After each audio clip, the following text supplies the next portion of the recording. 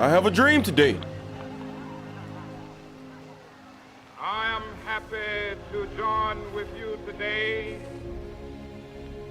in what will go down in history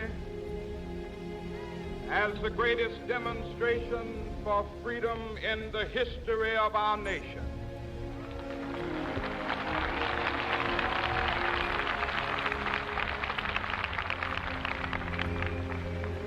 Fourscore years ago, a great American in whose symbolic shadow we stand today signed the Emancipation Proclamation.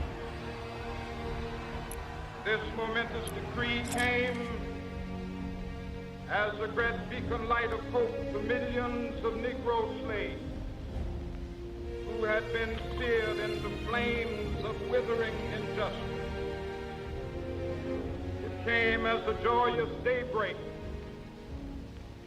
to end the long night of their captivity. But 100 years later,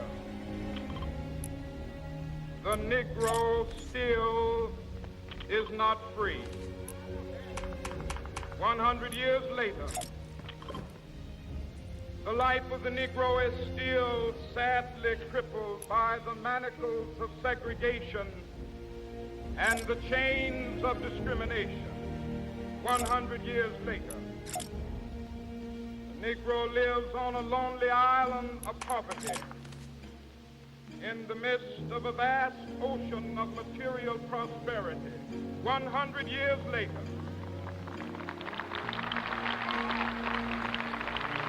the Negro is still languished in the corners of American society, finds himself in exile in his own land. So we've come here today to dramatize a shameful condition. In a sense, we've come to our nation's capital to cash a check. When the architects of our republic wrote the magnificent words of the Constitution and the Declaration of Independence, they were signing a promissory note to which every American was to fall heir. This note was a promise that all men, yes, black men as well as white men, would be guaranteed the unalienable rights of life, liberty, and the pursuit of happiness. It is obvious today that America has defaulted on this promissory note insofar as her citizens of color are concerned.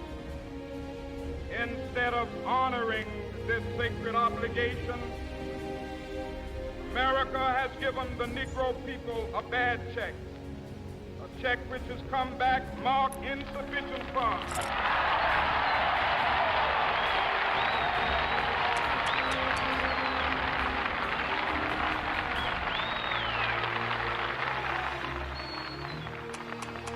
But we refuse to believe that the Bank of Justice is bankrupt. We refuse to believe that there are insufficient funds in the great vaults of opportunity of this nation. So we've come to cash this check, a check that will give us upon demand the riches of freedom and the security of justice.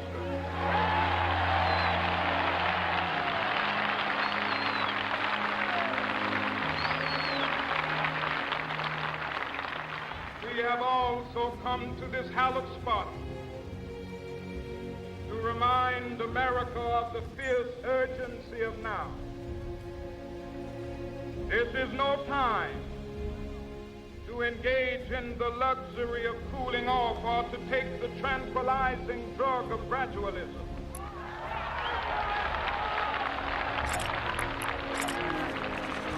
Now is the time to make real the promises of democracy. Now is the time to rise from the dark and desolate valley of segregation to the sunlit path of racial justice. Now is the time.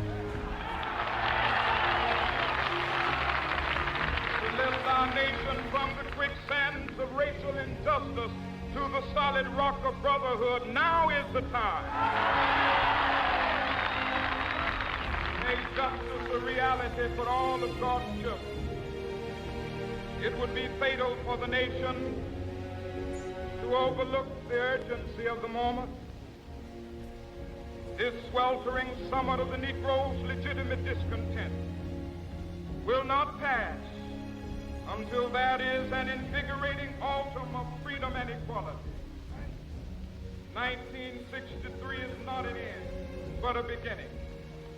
Those who hope that the Negro needed to blow off steam and will now be content will have a rude awakening if the nation returns to business as usual.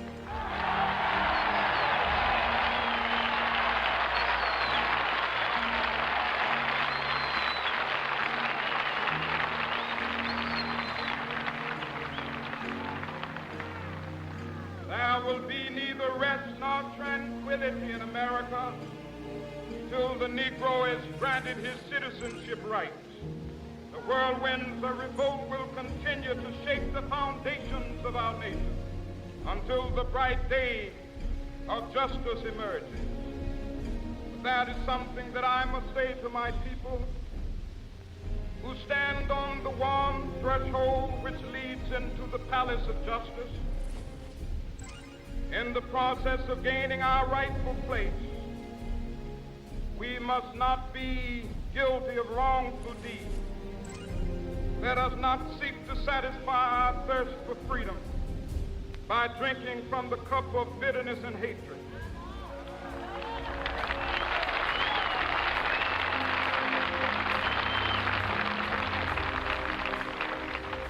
We must forever conduct our struggle on the high plane of dignity and discipline. We must not allow our creative protests to degenerate into physical violence. Again and again, we must rise to the majestic height of meeting physical force with soul force. The marvelous new militancy which has engulfed the Negro community must not lead us to a distrust of all white people. For many of our white brothers, as evidenced by their presence here today, have come to realize that their destiny is tied up with our destiny.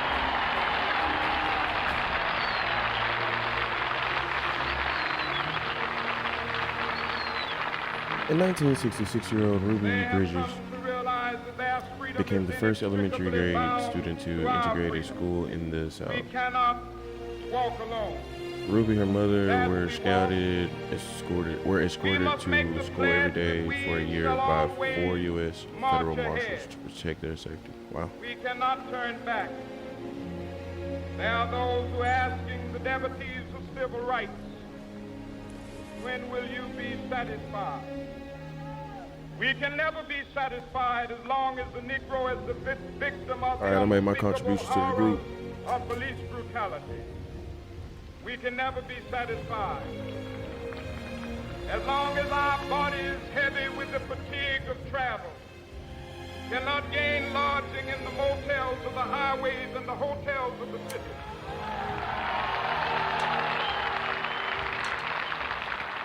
We cannot be satisfied as long as the Negro's basic mobility is from a smaller ghetto to a larger one. We can never be satisfied as long as our children are stripped of their selfhood and robbed of their dignity by signs stating for whites only.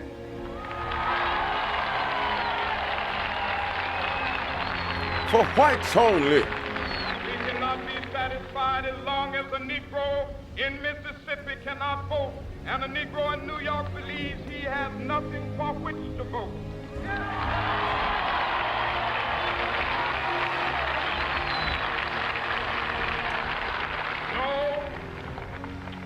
No, we are not satisfied, and we will not be satisfied. Will not be satisfied. Justice rolls down like waters, and righteousness like a mighty stream.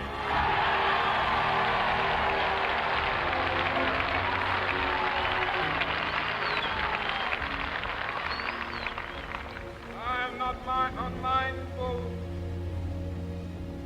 Some of you have come here out of great trials and tribulations. Some of you have come fresh from narrow jail cells. Some of you have come from areas where your quest for freedom left you battered by the storms of persecution, staggered by the winds of police brutality. Add it again. You have been the veterans of creative suffering. Continue to work with the faith that unearned suffering is redemptive. Go back to Mississippi. Go back to Alabama. Go back to South Carolina. Go back to Georgia. Go back to Louisiana. Go back to the slums and ghettos of our northern cities, knowing that somehow this situation can and will be changed. Let us not wallow in the valley of despair. I say to you today, my friends,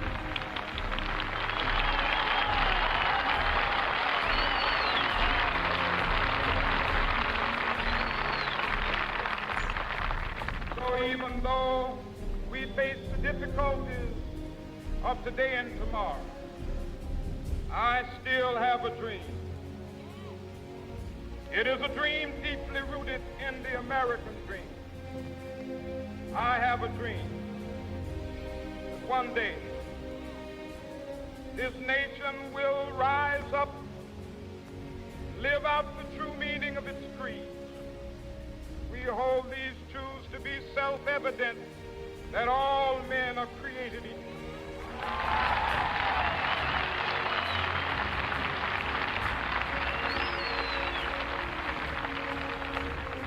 I have a dream that one day on the red hills of Georgia, sons of former slaves and the sons of former slave owners will they be able to sit down together at the table of brotherhood. I have a dream. I have a dream One today.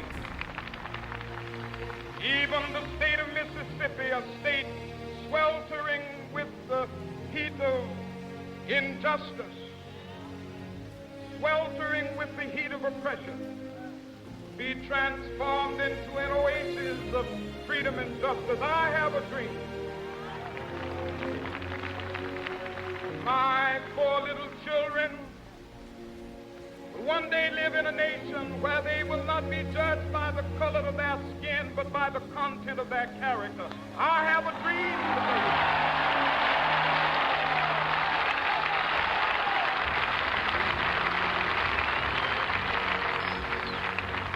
I have a dream that one day, down in Alabama, with its vicious racists, with its governor having his lips dripping with the words of interposition and nullification, one day right there in Alabama, little black boys and black girls will be able to join hands with little white boys and white girls as sisters and brothers. I have a dream today.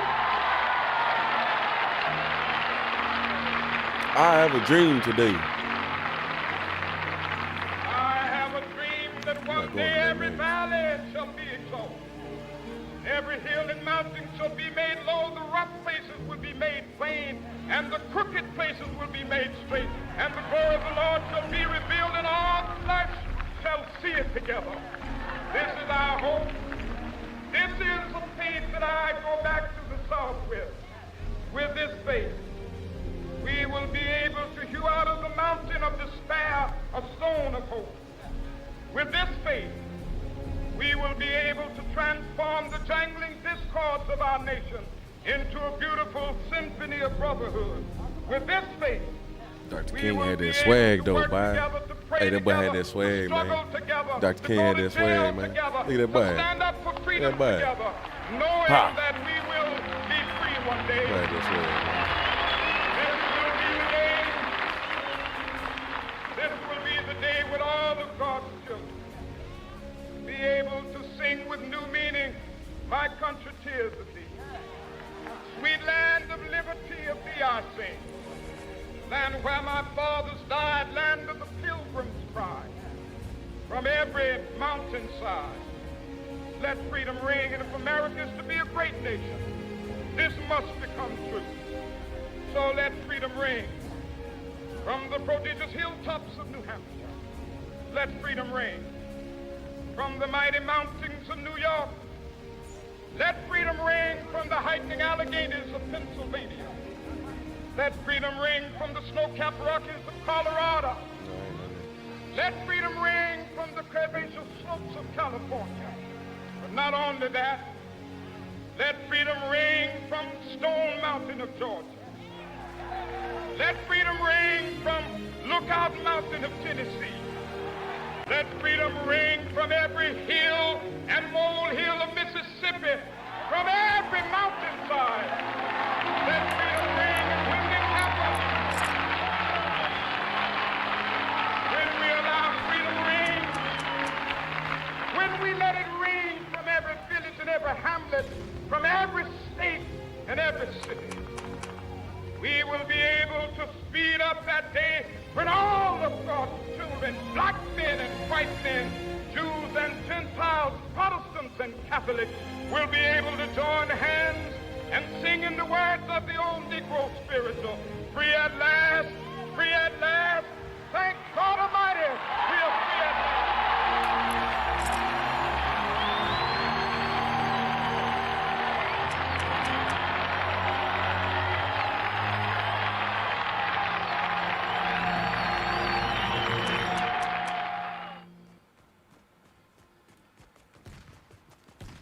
What do we have here?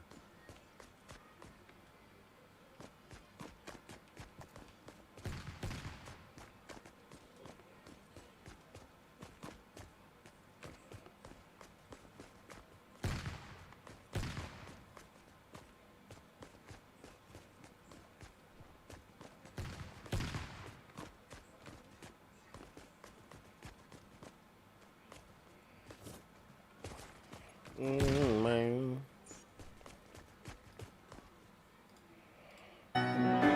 What was it, 8 or 9 assassinations? What does that do to a generation? Having lived through that and having known these people, this is me. I imagine I'd still be angry. I'd be angry with my country. I'd be angry at anybody who let that happen to my friends.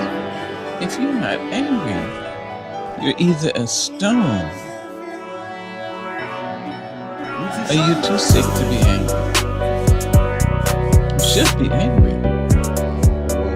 You must not be miserable. Let me show you why.